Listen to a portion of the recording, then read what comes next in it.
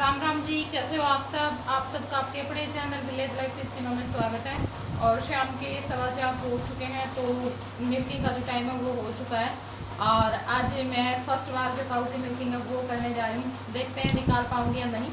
वैसे तो आसान होती है निकालने में तो, लेकिन थोड़ा सा डर लगता है कभी निकाली नहीं तो, इस वजह से। तो देखेंगे निकलेगा या नहीं। तो चलिए स्टार्ट करते हैं। तो बस अब करेंगे हम यहाँ पर अपना जो दूध निकालने का काम है वो शुरू। तो सबसे पहले जो बच्चा है उसको छोड़ दिया है अपनी माँ का दूध पीने के लिए। और ये मेल काव है, क्योंकि जब इसकी डिलीवरी हुई थी तो उस टाइम पे मैंने दिखाया था कि, और बताया था कि हमारे घर में नया मेहमान आ चुका है, और बच्चे को भी दिखाया था। तो पूछ रहे थे कमेंट में कि ये मेल काव है या फीमेल है। तो ये मेल काव है। ठीक है, बच्चे को छोड़ने के बाद जो दूसरा काम है वो है गाय को न्याड़ा लगाना, यानी इसकी दोनों जो पिछली टांगे होती हैं उसको बांध देते हैं हम, किसी रस्सी से भी बांध देते हैं कुछ लोग। और हमने ये जो सूती चुनरी है वो खराब हो रखी थी, तो उससे हम इसके पिछले पैरों को बांध देते हैं। तो बस गाय के जो पैरों को बांधने के बाद मैं यहाँ पे अपना जो दूध है वो निकालने का काम करूँगी।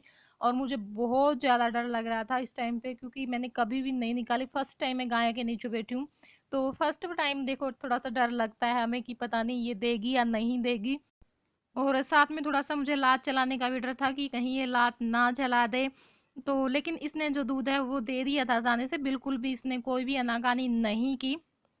और ये हमारी जो गाय है बहुत ही ज़्यादा शरीफ है, बहुत ही ज़्यादा शरीफ है।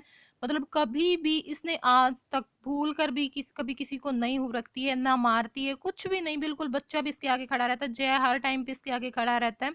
लेकिन वैसे गाय के ऊपर विश्वास नहीं करना चाहिए इस मामले में, चाहे कितने ही शरीफ हो। क्योंकि ये कहते हैं कि जो गाय का रूप होता है वो शेर के जैसा होता है। जब गाय बिचर जाती है यानी उसको गुस्सा आता है तो फिर वो चोट ज़्यादा मार देती है।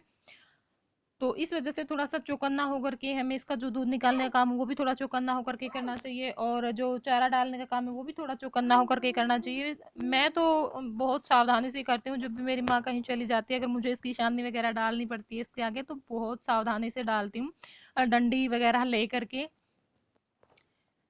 और मिल्किंग की तो मुझे कभी ज़रूरत पड़ी ही नहीं, फर्स्ट बार ही मैंने मिल्किंग की है। क्योंकि मेरे काका निकाल लेते हैं, उस दिन काका कहीं बाहर चले जाते हैं तो उस दिन मेरी माँ निकाल लेती है, तो इस वजह से मैंने कभी निकाला ही नहीं। और आज भी बस मैं अपने शौक के लिए ही निकाल रही हूँ, क्योंकि मुझे कई दिनों से हो रखा था कि मैं गाय का दूध निकाल करके देखूँ, गाय का दूध निकाल करके देखूँ। तो बस इस वजह से मैं आज बैठ गई थी। और आज मेरे काका नहीं आए थे तो इस वजह से मेरा मौका लग गया। वैसे मेरा मन तो होता है ज़्यादातर निकालने का, भैंस तो मुझे देती नहीं है, तो फिर मैं सोचती हूँ कि मैं गाय का ही निकाल लूँ। लेकिन मेरे काका होते हैं तो फिर उस टाइम पे मैं नहीं निकाल पाती। वो आ जाते हैं दूध निकालने के टाइम पे। आज थोड़े से लेट हो रखे थे, पता नहीं कहाँ चले गए थे, तो इस वजह से मेरा मौका लग गया। और मैंने कहा इनको चलो दूध निकालते हैं, तो ये भी आ गए थे साथ में। बस मैं यहाँ पे अपना जो मिल्किंग का काम है वो कर लूँगी। और बहुत ही नरम धार थी, बहुत ही नरम धार। भैंस की अगर हम इतने दिनों बाद दूध निकालते हैं तो हमारे हाथ दर्द करने लग जाते हैं। लेकिन यहाँ पे मुझे थोड़ा सा भी फर्क नहीं पड़ा, बिल्कुल आसानी से जो मैंने दूध था वो निकाल लिया। बहुत अच्छा लगा मुझे मिल्किंग करके। तो यहाँ पे जो दूध है वो मेरा निकल चुका है। और यहाँ पर मैं आप लोगों को बता रही थी कि जो दूध है वो मैंने निकाल लिया है। तो कैसे लगी आप लोगों को ये वीडियो, कमेंट करके